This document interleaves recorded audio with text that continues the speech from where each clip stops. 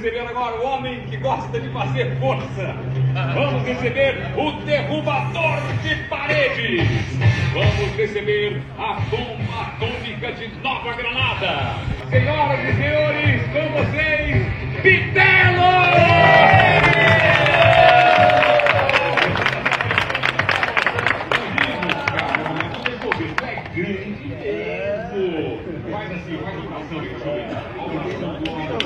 Mas é um grande natural. Você toma bomba, alguma coisa assim? Não, é tudo da comida mesmo.